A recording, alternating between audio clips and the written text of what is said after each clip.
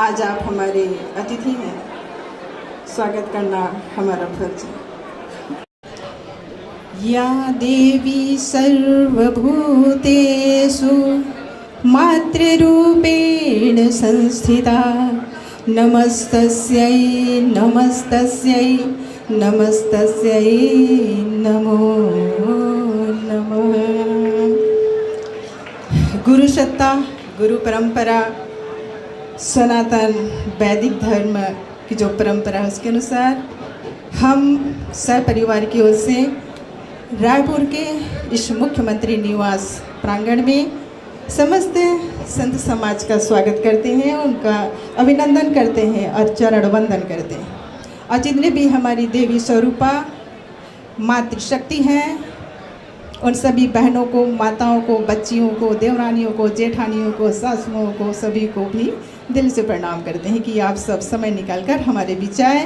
और जितने भी हमारे पिता तुल्य, भ्राता तुल्य, बंधु बांधव हैं, आप सबका भी स्वागत है, अभिनंदन है और बहुत बहुत बधाइयाँ कि आज आप राम राज्य में निवास कर रहे हैं, सुशासन आ चुका है। आज बहुत शुभ दिवस है। या धन्यवाद। या ये कहूँ कि आज हम राम राज्य में सांस ले रहे हैं। हम वो मानव जीवन के उस पल पर है कि जब लोग सोचते थे कि अब पता नहीं राम राज्य कैसा था। अगर मेरी नज़रों से देखेंगे, मेरे विचारों से सुनना चाहेंगे तो राम राज्य कुछ ऐसा ही था। सुख और दुख जीवन के अहम पहलू हैं। सुख आता है, टिकता नहीं है। दुख भी आता है, टिकता नहीं है।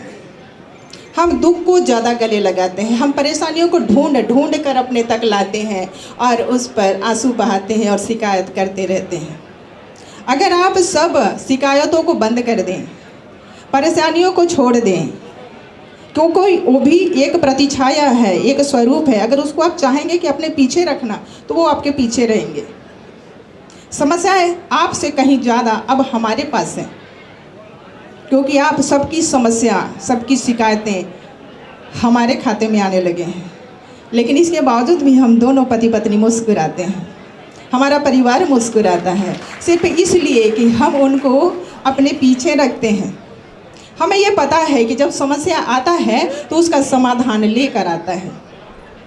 इसीलिए कोई भी समस्या बड़ी नहीं है, बस हम उसमें आहुति दे देकर उसकी ज्वाला को बढ़ाते रहते हैं और रोते रहते हैं कि दुख है हमारे पास, आपको क्या पता, हमारे पास समस्या इतनी है, आपको क्या पता, आप तो आप मुख्यमंत्री हो।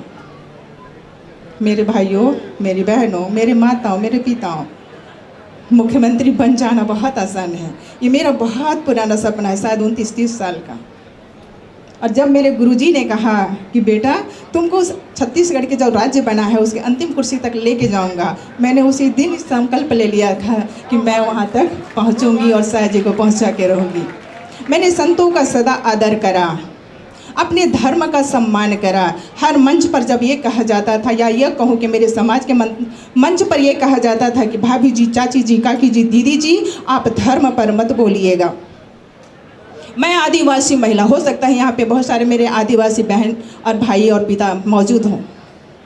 मैं अकेली लड़ती रही कि धर्म है तो मैं हूँ, राम है तो मैं हूँ, शिव है तो मैं हूँ, देवी है तो मैं हूँ। मैं क्यों डरूँ किसी से? अगर मेरा जन्म किसी प्रारब्ध को लेकर हुआ है तो उसका तो पालन करना मेरा फर्ज है। मैंने हर मंच पर बोला, किसी का मैंने निरादर तो नहीं करा, पर मैंने धर्म का सम्मान करा। और मैंने कहा कि हाँ, मैं एक आदिवासी महिला हूँ, मुझे गर्व है अपनी जाति पर, अपने समाज पर और अपने धर्म पर। और उस धर्म के नाते मैं हर मंच पर बोलती रही। अगर सिर्फ मैं अपने समाज का सुनती कि हम सिर्फ आदिवासी हैं, हम देव पूजा नहीं करते, हम ब्राह्मण पूजा नहीं करते, या हम ब्राह्मणों से शादी ब्याह नहीं कराते, तो शायद जो मुख्यमंत्री की कुर्सी आपके सर जी को मिली है, साईं जी को मिली है, और आज आप यहाँ पर आमंत्रित हैं, शायद ये पल नहीं होता। राधे राधे। आज हम धर्म के साथ चलते हैं, और धर्म के साथ जब चलते हैं तो हमें मार्ग बहुत अच्छा मिलने लगता है कर्म करने के लिए। लोग कहते हैं कि कर्म तो हमारा है, हम जैसा चाहेंगे वैसा करेंगे। नहीं, यदि आप धर्म अच्छा कर रहे हो तब जा कर के आपको कर्म करने के लिए मार्ग अच्छा मिलता है। राजनीति मैं अपने घर से शुरू करती हूँ, क्योंकि घर के अंदर भी एक प्रधानमंत्री होता है, एक मुख्यमंत्री होता है, एक राज्यपाल, एक राष्ट्रपति और समस्त पदाधिकारी होते हैं। तब घर के अंदर का सुशासन अच्छा चलता है। यदि आपके घर के अंदर का सुशासन अच्छा चलता है तो कहीं ना कहीं आपके गांव का शासन भी अच्छा होता है। उसके बाद आपका जिला, आपका राज्य और आपका देश। मोदी जी को मैं आज इस मंच से मैं कौशल्या विष्णुदेव साहब बार बार नमन करती हूँ, वंदन करती हूँ कि आज उनकी बदौलत हम राम राज्य में हैं और जितने भी हमारे भारत देश के अंदर देव स्थान है वो समस्त आज चकाचक चमकने लगे हैं। हर हर मोदी, घर घर मोदी। आज हम पुनः चुनाव की ओर जा रहे हैं। मैं समस्त अगर यहाँ पे हमारे पदाधिकारी हैं, भाजपा के कार्यकर्ता बंधु हैं, उनसे विनय करना चाहूँगी कि बिना भेदभाव के, बिना शिकायत के आप कर्म करते रहिए और भाजपा का पुनः लाइए। क्योंकि यदि आप भाजपा को लाएंगे तभी जाकर के हम घोषणा पत्र का कार्य पूरा कर पाएंगे और पूरा तो हमारा हो ही जाएगा कैसे भी करके, लेकिन उसका लाभ तब मिलेगा जब हम सब सुरक्षित होंगे, हमारा देव स्थान सुरक्षित रहेगा और ये सिर्फ मोदी जी के हाथों में है। तो देश हित में मोदी जी को लाना है और शाह जी को छत्तीसगढ़ में मजबूत करना है। तो मेरा कोई काम नहीं है कि मैं इस तरीके से मंच पे आऊँ और मैं क्षेत्र में जाऊँ और गांव-गांव, गली-गली भटकूँ। मेरा काम था कि मैं घर में सज संवर के बैठी रहूँ, लेकिन मैं कौशल्या शाह ऐसी नहीं हूँ। मुझे लगता है कि मैं आपके बीच में आऊँ और शाह जी को आगे बढ़ाऊँ, क्योंकि मैं उनकी धर्म पत्नी हूँ। तो धर्म पत्नी की परिभाषा क्या होती है, मेरे गुरुजी ने बहुत अच्छी परिभाषा दे करके गए हैं, मैं उसका अनुसरण करती हूँ। आप सब ने हमें सुना और यदि हमारी बातें अच्छी लगी हो तो बिल्कुल अनुसरण करिएगा। आपका सहयोग, आपका साथ, आपका आशीर्वाद हमें हर पल चाहिए। बिना आंदोलन करे, बिना भेदभाव किए और हड़ताल शासन में बिल्कुल नहीं, क्योंकि हड़ताल हमारे लिए साधन नहीं है, समाधान नहीं है। बस आप आइएगा, बात करिएगा और हम काम करेंगे। और ये तो देखिए सामने शोर हो रहा है। अगर हम राम राज्य की बात कर रहे हैं तो राम राज्य में ऐसा शोर सही नहीं है। आप हमारे मेहमान हैं, हम आपका सम्मान करते हैं। बिल्कुल आप शांति बनाए रखिए, जो भी बातें हो धीरे से करें।